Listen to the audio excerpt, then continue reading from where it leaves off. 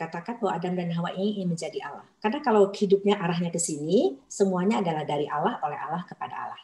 Ya, manusia pengen menjadi Allah, manusia berpaling. Itu bahasa Alkitab, manusia berpaling dari Allah. Pada waktu manusia berpaling dari Allah, sekarang hidup ini adalah menjadi dari saya, oleh saya, kepada saya. Ya, makanya dikatakan manusia menjadi tidak berguna. Roma pasal 3 ayat 10 sampai selanjutnya, tidak ada yang benar karena semua dikerjakannya arahnya salah nih. Udah nggak sesuai dengan tujuan Tuhan menciptakan kita lagi. Nah, saudara, makanya orang di sini itu sudah berada di bawah murka Allah. Yohanes 3 ayat 18. Ya, jadi bukannya akan, bukan. Tidak percaya, ini mereka sudah, vonis sudah dijatuhkan. Semua manusia berada di bawah murka Allah. Makanya lihat kalau kita lihat pada waktu Tuhan Yesus berhadapan dengan orang Farisi dan ahli Taurat, ya. Orang Farisi menganggap Tuhan Yesus yang salah, bukan mereka yang salah. Padahal mereka ke sini nih. Karena orang yang berada di sini, saudara dan saya pada waktu masih berada di sini, saudara pikir yang di sini yang benar. Di sini ini cara berpikirnya adalah transaksional, relasi kerja. Orang di sini tidak kenal yang namanya anugerah. Konsep anugerah nggak ada di sini. Saya kerja, saya dapat upah. Saya nggak kerja, saya nggak dapat upah.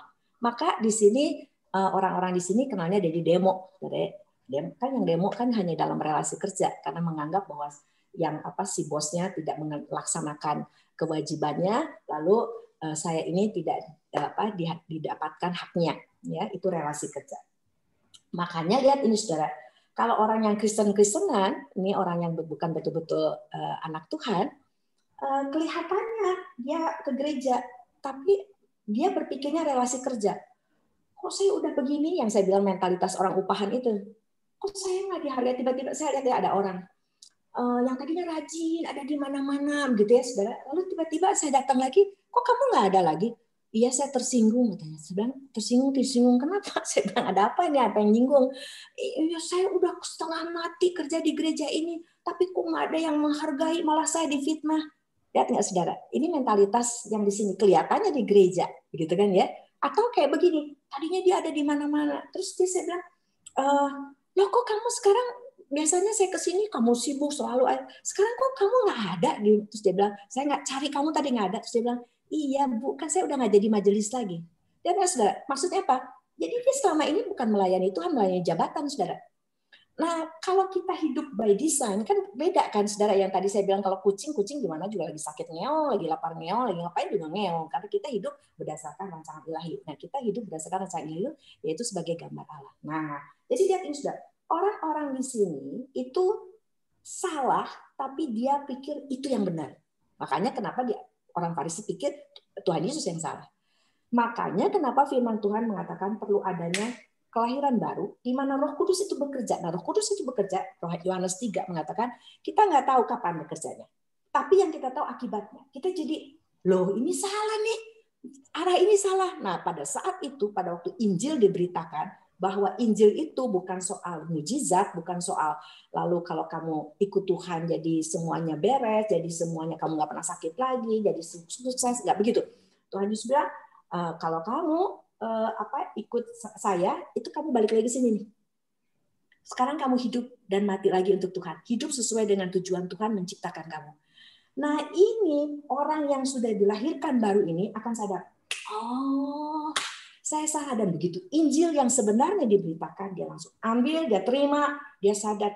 Kita lihat 1 Korintus 15 ayat 5 sampai 7, di situ dikatakan bahwa saudara coba baca itu 1 Korintus 15 2 Korintus 5 ayat 15 sampai 17, di situ dikatakan Tuhan Yesus mati dan bangkit supaya, perhatikan kata supayanya, kamu berhenti hidup ke arah sini, berhenti hidup untuk diri sendiri, sekarang kamu hidup bagi Tuhan lagi.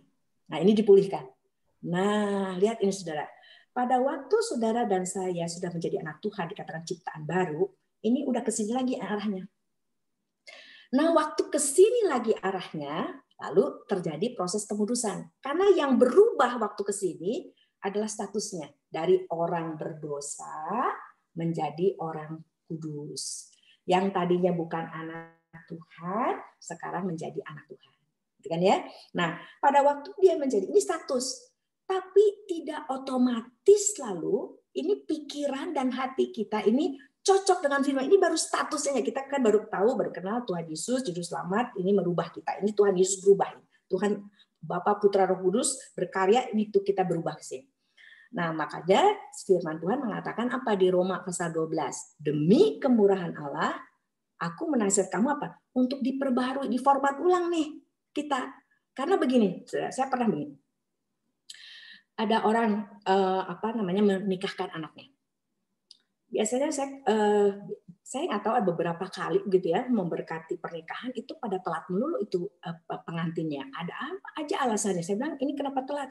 Itu ketinggalan bukenya katanya di salon itu. Jadi pernikahan tidak sah kalau nggak pakai buke itu, saudara ya. Entar apanya lah ketinggalan, apanya, pokoknya mesti lengkap deh kalau nikah gitu ya, kan mesti sempurnakan ya sekali seumur hidup ya. Nah, lalu saudara, satu kali ada yang udah awal udah datang begitu ya di jalan. Ini ada di gereja yang ini pendetanya di depan menyambut. Jadi waktu pendetanya, ternyata awalnya, siap, majelisnya udah siap semuanya. Ternyata itu mobil, saudara, cuman buka jendela ya. Ini mobil pengantinnya, buka jendela mobilnya, terus dadah apa pendetanya, sambil terus jalan lagi. Terus kata pendeta, loh kok nggak masuk ke pekarangan gereja? Oh, ada yang ketinggalan kali, gitu kan ya. Ya udah. Taunya beberapa menit kemudian dia lewat lagi, dadah lagi, lewat lagi, dadah lagi, gitu saudara ya. Untung nggak 7 kali dia muter gerejanya, kalau 7 kali runtuh tuh gereja ya. Nah, lalu akhirnya masuk saudara. Dia masuk, dia penasaran setelah selesai pemberkatan semua, akhirnya dia nanya sama orang tuanya, itu kenapa tadi nggak langsung masuk? Katanya kenapa muter-muter dulu? Saudara tahu nggak? Ini orang Kristen nih, ya. Terus dia bilang, habis menurut perhitungan jamnya belum pas. Saya mau tanya, itu di Alkitabnya di mana sih? Ada begitu? Nggak ada kan? Nah, lihat ini, makanya kenapa, saudara, pada saat seseorang menjadi orang Kristen, pada saat menjadi anak Tuhan, firman Tuhan mengatakan kamu mesti diformat ulang. Sekarang kamu hidup nyenengin Tuhan. Kamu nggak mungkin bisa nyenengin Tuhan kalau kamu nggak tahu isi hati dan pikiran Tuhan. Makanya orang yang di sini akan secara alamiah dia ingin belajar firman Tuhan habis-habisan. Dia akan terus baca. Nggak ada yang anak Tuhan terus nggak mau baca firman gitu. Gimana mau nyenengin Tuhan kalau nggak tahu isi hati dan pikiran Tuhan? Dia akan belajar firman Tuhan baik-baik. Nah, ini yang disebut dengan proses pengudusan. Ini yang Roh Kudus lakukan. Ya, nah ini Roh Kudus bekerja di dalam proses pengudusan, di mana saya membiarkan Roh Kudus menguasai hati dan pikiran saya. Jadi kalau tadi Bapak tanya, kalau pada saat Roh Kudus betul menguasai hati dan pikiran saya biarkan saya dikendalikan, begitu ya? Karena di sini kan kita masih jatuh bangun nih, kayak Petrus itu loh, jatuh bangun. Tapi pada saat kita dibiarkan mengendalikan kita, nah sekarang lihat ini, di sini itu hanya ada 2 kategori anak Tuhan. Yang pertama adalah kategori bayi rohani, itu yang baru pertama terima Tuhan Yesus.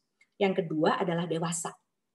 Ya, dewasa adalah orang-orang yang lalu sudah membiarkan dirinya dikendalikan oleh firman Tuhan dan dikendalikan oleh Roh Kudus itu. Ya, yang Tuhan bilang itu firman-Ku tinggal di dalam kamu dan begitu.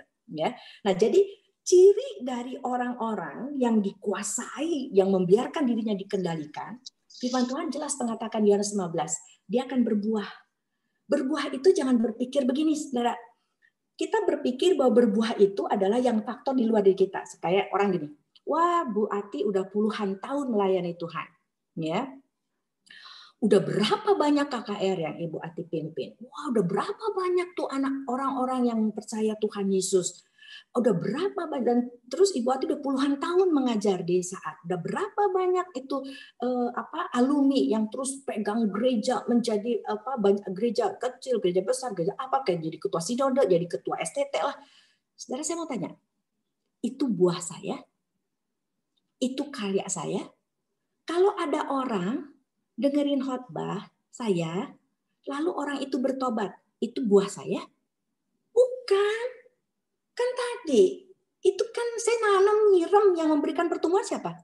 Tuhan. Saya itu nggak bisa mempertobatkan orang. Kalau orang bisa bertobat, terima Tuhan Yesus, itu karya Tuhan.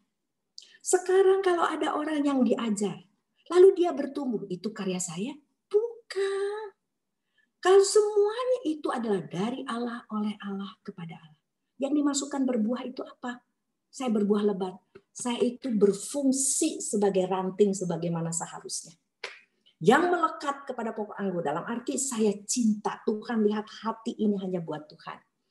Tuhan melihat bahwa bagaimana saya berusaha habis-habisan jerih lelah dalam persekutuan dengan Tuhan untuk menjadi pelaku firman. Itu cirinya Pak, orang yang dikuasai oleh Roh Kudus.